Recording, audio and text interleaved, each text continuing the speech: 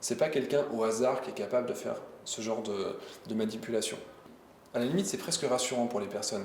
Si c'était une fissure, comme on l'entend parfois, ce qui est évidemment pas le cas, puisque l'avion a continué à se déplacer, à choisir des situations, à continuer à voler, là ce serait inquiétant, parce que ça voudrait dire que tous les Boeing ont un problème.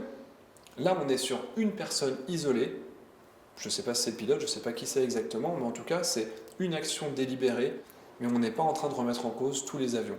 Et ça, c'est quelque chose, il faut vraiment s'accrocher à ça. Le dernier contact qui a eu lieu entre le copilote et le sol était au moment de passer la frontière. Il a dit au revoir, merci la Malaisie, bonne nuit.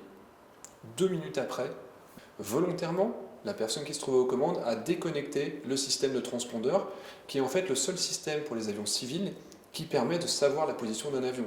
Quand la personne aux commandes a coupé ce système, les radars civils deviennent aveugles.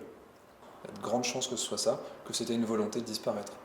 Ensuite, la personne qui était aux commandes va suivre un trajet qui va être précis, et notamment il va passer exactement sur la frontière entre la Thaïlande et la Malaisie, en suivant le trait, pour rentrer dans aucun des deux espaces aériens et pour ne pas éveiller et ne pas créer d'alerte. Ensuite, ce qui se passe par la suite, on ne sait pas exactement. En tout cas, il va continuer à s'éloigner des côtes. Le fait de changer d'espace, de monter en altitude, il y a deux effets. On va passer dans une zone qui va être peut-être moins contrôlée. La deuxième chose, c'est qu'on est dans un environnement où la pression atmosphérique est plus faible.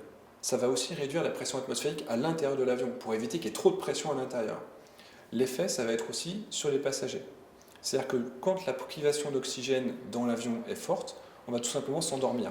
C'est pas une suffocation, on ne s'en rend même pas compte. Les gens s'endorment et éventuellement, si le pilote va passer, ou la personne qui était aux commandes va passer plusieurs minutes, plusieurs dizaines de minutes à une certaine altitude, en altitude, ça va pouvoir endormir et éventuellement tous les passagers vont mourir à ce moment-là.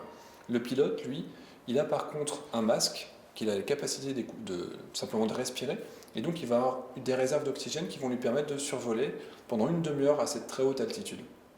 Une fois qu'il va arriver à la fin de son pétrole, on ne tombe pas comme une pierre. Un avion, ça plane.